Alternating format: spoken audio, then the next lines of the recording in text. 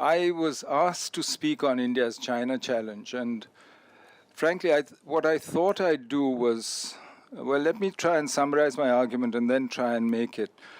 Somehow there's a narrative, there's conventional wisdom that somehow now India-China rivalry, hostility, even conflict is inevitable.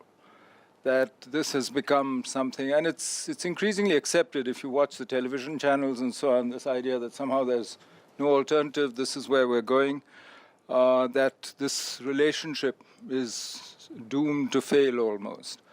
For me, quite frankly, I don't think so. If you look at both our experience and logic, it tells me that that's not necessarily so.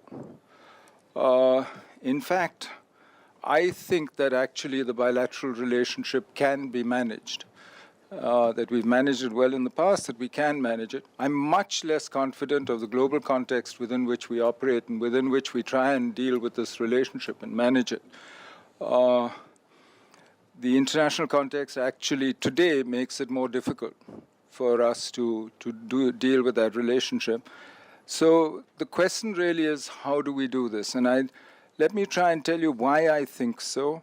One reason why I think there's this sense of the relationship being adversarial or necessarily so is maybe because if you look at the last 30 years or so, the actual disparity in power, the power balance between the two countries has actually deteriorated from an Indian point of view. It's no comfort that this is actually China's the only power with whom our relative balance of power has actually deteriorated. With everyone else, it's actually improved across the world. But somehow, therefore, it actually makes it worse. There's this general impression that is much harder. And there is this constant fear of China's growing military strength, an economy that's 5 times our size, her economic and political weight in the world, and so on. But if that was so, and if this were the only determinant of the relationship, we would have been in trouble a long time ago.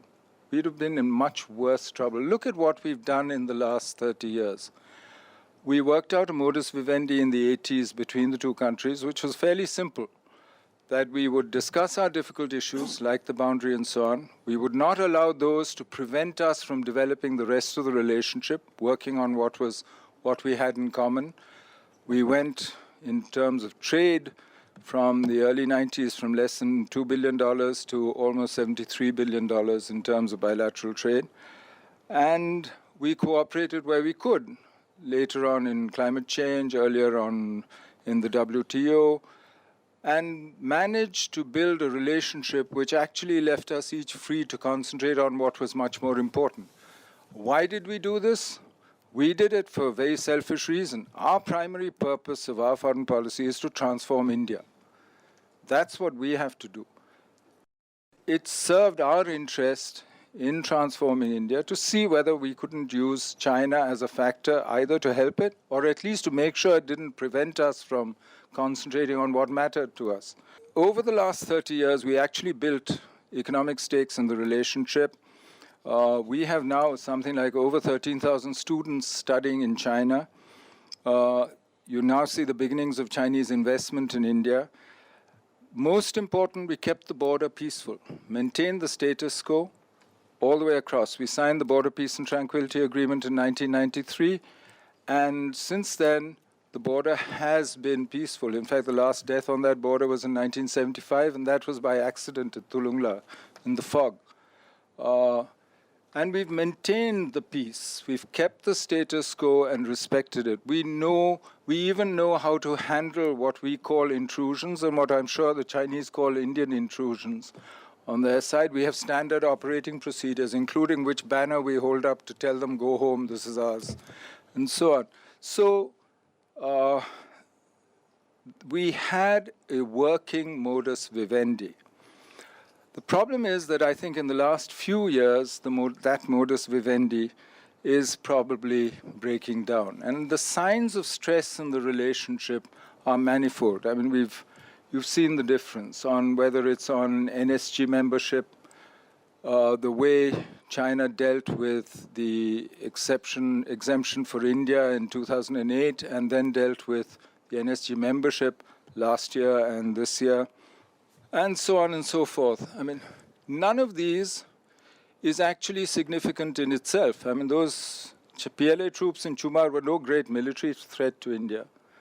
Nor was, frankly, did it really matter whether Masood Azhar was listed or not. It wasn't as though Masood Azhar was going to stop operating as a terrorist if he was listed by the UN and so on. But each of these was important as a political symbol and as a message, and what it conveyed of the state of the relationship between India and China, and our ability to deal with issues together, to manage them together, and to come to some understanding on issues which we might have been divided on.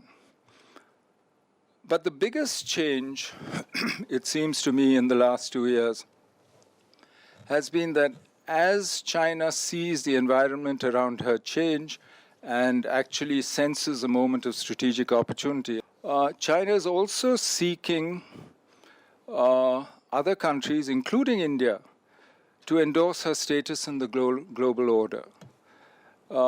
Why was China so keen that India come to the Belt and Road Forum? It really made no sense, because there was nothing, no projects, nothing that India was directly involved in, except as a show of how important this was and how a China-centered order was in the process of being built. Apart from that, frankly, it didn't make sense. And that is the one thing that no government of India can do, to recognize a China-centered order, not after 1962. I mean, there is no way that public opinion in India would accept something like that. So the question really is, you have signs of stress. The old modus vivendi has broken down. Where do you go from here?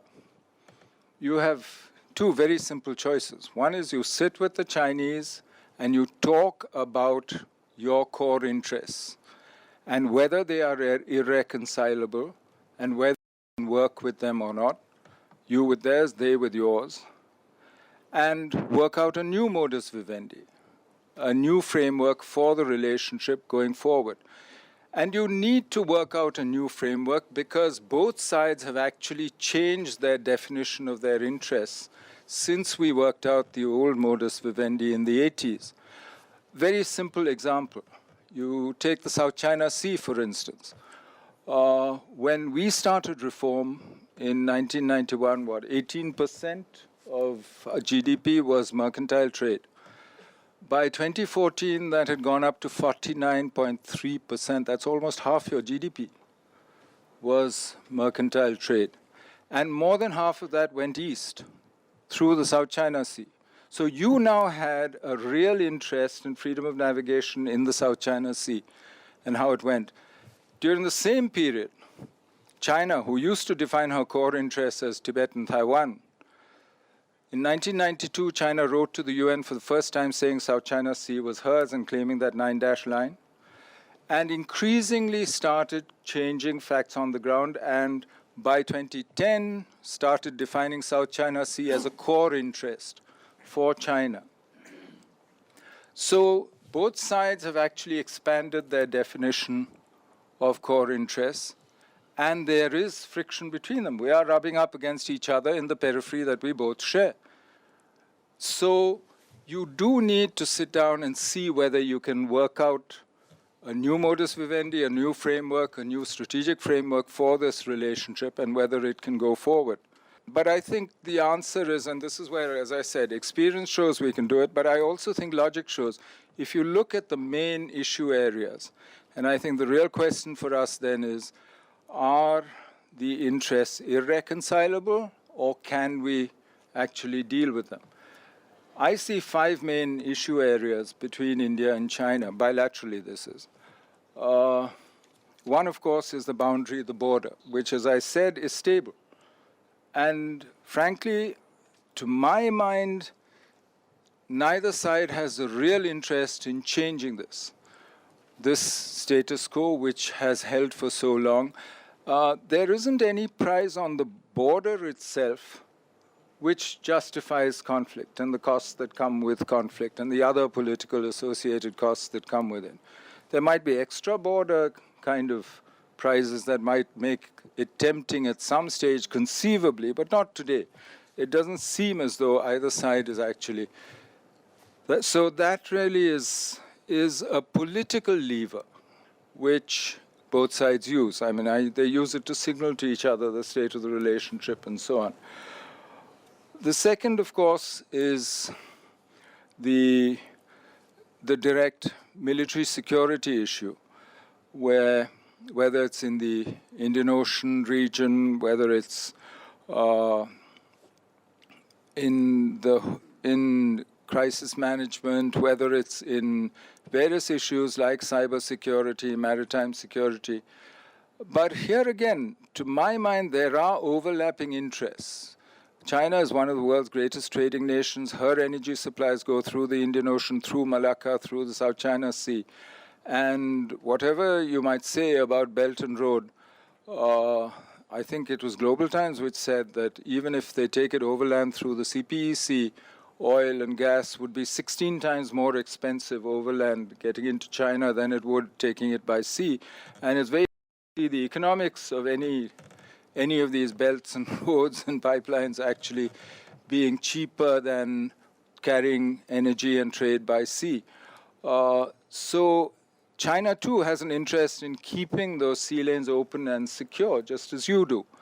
And frankly, to my mind, we've agreed a long time ago, about 4 years ago, that we would start a discussion on maritime security, and it's something that we should actually do, both sides, and look at how we can both actually work on keeping these sea lanes open. In the shared periphery that, frankly, their periphery is our periphery is their periphery as well, we do rub up against each other. At the broader level, and this is the last clutch of issues, is really on international order, on international economy, global economy, protectionism, etc. At that broad level, actually, there's a common interest in globalization, because between India and China, we're the two greatest beneficiaries of the 2 decades of globalization. We grew fastest then, so did China. And if you listen to us today, we're the ones who are protesting against protectionism, against the end of globalization, because frankly, we need the open markets, we need the open access to technology, to capital, and we need that if we are to transform ourselves. But there is a difference. If China makes the shift to insisting on a China-centered world economic order or world political order, that's quite different from both being committed to an open, globalized world, which is multipolar. And I'll come to the global parts of it. So when I look at these 5 issue areas, for me, these can, at least at the broadest level of generality and of interest, these can be reconciled. But it'll take hard work. It's not easy. It's not something that you can do just overnight, that you just make a declaration at the highest level. You actually need to sit and go through it. Take maritime security, for instance. You need to be quite clear about what your red lines are, what happens in the Indian Ocean, in the South China Sea, and how you protect your interests in both. Our interests in the South China Sea, Chinese interests in the Indian Ocean. I mean, it's something that you need to sit and actually work out in detail. But I don't see why it's not possible, logically. And so from the bilateral point of view, therefore, actually, I think I'm an optimist. And I don't accept this narrative that is going around, this pessimistic narrative that we're doomed, it's all over and it's going. But that doesn't mean that the context within which we operate is getting easier or is making it easier for us to manage India-China relations at all. Because 3 things have changed. China's behavior has certainly changed from Deng Xiaoping's Tao Kong Yang Hui, hide your lights, and do not take or keep a low profile, to what Xi Jinping uses, which is Fen Fa Your Wei, or striving for achievement, which is quite different from keeping a low profile, not taking leadership. In fact, that's exactly what you see. Since 2012, Xi Jinping came, actually even from about 2010, after the global economic crisis of 2008, China has actually stepped up and stepped out and become much more assertive externally. I mean, Deng's accommodationist policy gave him, he had an external accommodationist political strategy which left him to reform and transform China domestically, while slipstreaming the US abroad. What you're seeing now is very different. Xi Jinping is taking out independent positions on issues like climate change, like globalization, and so on, while trying to work with the US where possible, whether it was on climate change before Paris, in what they call a new type of great power relations, while putting in place at the same time the pieces such as bases in Djibouti, the Belt and Road Initiative, and so on, for a much more independent Chinese policy in the future. And we therefore see, partly as a consequence of that, the reality of China-US strategic contention in the Asia-Pacific. The other big difference, apart from China's own approach, which has changed in the last few years, of course, is the role of the US. And this is largely something that the US itself seems to be choosing to do. I mean, it's ironic that China was raised to great power status by the US in the 70s and 80s, when she actually lacked the attributes or the wherewithal to be a great power. But now China has accumulated sufficient power, hard power, and to challenge the US in her immediate periphery. Whether it's the Taiwan Straits, you compare what happened in 1996 during the Taiwan Straits crisis and what happened in 2012, 2013, or whether it's THAAD in South Korea, which has now been halted, and other issues of concern to Chinese security in the immediate periphery, what China has managed to do in the South China Sea, where she's actually changed the facts on the ground. So in her immediate periphery, actually, she has managed not just parity, but actually to achieve a level of dominance which she never enjoyed in the past, at least not for 250 years. The result is that we now have sort of two narratives running simultaneously. One is of a dominant China, of a rampant China. It's inevitable that a dominant China is the hegemon, China is going to run the world. When China rules the world, I think is what one book is called. And it's when, it's not if or, but or what about. The other is that we're actually reverting to a multiverse, to the historical norm in the Asia-Pacific at least, which has been of several different power centers, not always connected. We keep talking of India and China and ancient neighbors and friendly neighbors and tremendous history. But if you look at it, that history actually relates only to the first millennium, when Buddhism actually transmitted science, the calendar, music, everything, and was the vehicle actually for real inter-civilizational contact. But through the second millennium, it became a separate set of multiverses, whether it was China in the Far East, whether it was Southeast Asia, Sri Vijaya and the others, whether it was India, whether it was the Persian Gulf, the Levant, and each of these dealing with the others through, so it was, in a sense, the history that we tell ourselves itself suggests that, and this has been the historical norm, that you had separate universes actually operating simultaneously, a form of multipolarity, which, if you need to use a modern spirit. So which one is it going to be? When China rules the world or multipolarity? This is a matter of, frankly, it's if you're an optimist, you choose one. If you're a pessimist, you choose the other. If you're a Chinese optimist, you choose one. If you're an Indian optimist, you probably choose the other. I don't know. That's up to you.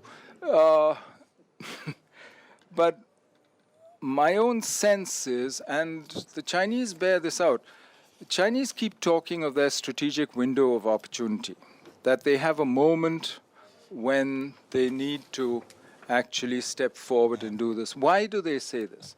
Why are they so conscious that they have a limited window? One, of course, is nobody's sure that the economy, the Chinese economy, can go on at the scorching pace that it's set for the last 30 years. It's already slowing down.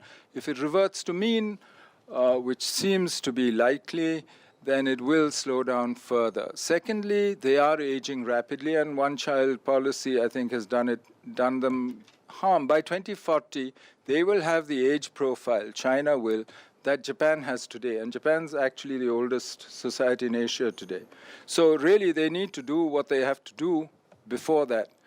The international balance can change as well. I mean, there's no guarantee that the international balance is going to stay the way it is.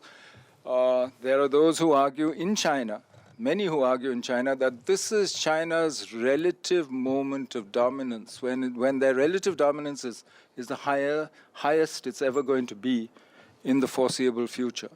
And that therefore, this is the time to make their move, to do the Belt and Road, to do the various initiatives that they are doing, build the AIIB, build new institutions, create a new order, so that when things change, these things cannot be rolled back. Do them now, before. Now, for them, and I think they should count themselves fortunate, they also have a US under President Trump, which seems to be withdrawing from the world. Much more transactional, much less willing to maintain a world order. And in effect, as the US withdraws from the world and is unwilling to actually go out and sustain that order or put in the investment to sustain the order, they actually create space for China by scrapping the TPP, for instance. In effect, the RCEP, which includes China, has become the only economic game in town in the Asia-Pacific. It's interesting. If you look at the process, you look at all that candidate Trump said about China that he was going to do, and you look at what he's been saying in the last 2 months, it's quite a shift. I mean, the Chinese have used North Korea, that one issue, the North Korean nuclear issue, to get him to back down on one China, to back down on his trade threats that he'd impose 42% tariffs, to back down on currency, to back down on South China Sea, and to endorse Xi Jinping and the Chinese regime, saying they're friends and they're good, they're working with us. That's quite remarkable if you look at it. But what does it do to US credibility? The problem is not that, if he can switch once, he can switch again. That's okay. But what does it do to US credibility or those who depend on US extended deterrence for their security, like Japan, like South Korea? So it seems to me you're in a situation where many of these countries will increasingly look to themselves and look to their own security and try and find other ways of doing it. We see this process already. We see increasing defense, security, intelligence, other cooperation among other neighbors of China. I mean, whether it's Japan, Australia, Vietnam, India, the others, Indonesia, and so on. A sort of Asian web, as it were, which is a natural external balancing reaction to the rise of China. But it's interesting. In a sense, the US alliance system actually gets in the way of an effective middle power coalition in the region. It's a classic sort of late imperial dilemma. If the US withdraws, she fears there'll be chaos, and she's let her allies down. If she doesn't withdraw, the allies will never take care of themselves and their own security and will never make their own alternate arrangements. So you're neither here nor there. You don't know which way to go, and you're in that situation today. But what that does is, for it creates a situation for big powers who know their agenda, who are determined about what they're doing. And in this category, I would list, at least India, China, and Japan, and so on. It actually opens up tremendous space. But for smaller powers who have to deal with the fact of Sino-US strategic contention, they'll tend to rebalance. They'll tend to choose one or the other, and if they see China as the rising power, and the Chinese narrative is quite simple. We're a geographical fact here. The Americans are here by choice, by geopolitical choice. Those choices have changed and can change. So deal with us. And you see that happening with the Philippines, with Malaysia, across the board, actually, in Southeast Asia. You see that phenomenon of rebalancing towards China. So the result really is, I think, for me, short-term confusion, but in the longer term, an Asia-Pacific that heads towards multipolarity. It seems to be where we are heading in this. But who can tell the future? I mean, none of us can predict where exactly we're going. And in the longer term, we will get a rebalance by all the powers, not just by the small ones, but even by the bigger ones who have much clearer ideas. What do we do in all this? I think the answer is simple. This is a time where I think we need to look to our own strengths. We need to work on our own immediate neighborhood, because it needs a lot of work, whether it is Nepal, whether it is Bangladesh, whether it's Sri Lanka, whether it's Myanmar, whether it's Afghanistan, each of them. And most important, I think, we need to work with others towards multipolarity, to encourage that trend towards multipolarity in the region. And there are enough other countries who actually find that an attractive proposition. I think it's not as though we're the only ones who think so. Sadly, there are some people who are so scared of India by what they see, this uncertainty, the rise of China, and so on, that they seem to be advocating de facto alliances with other countries and so on.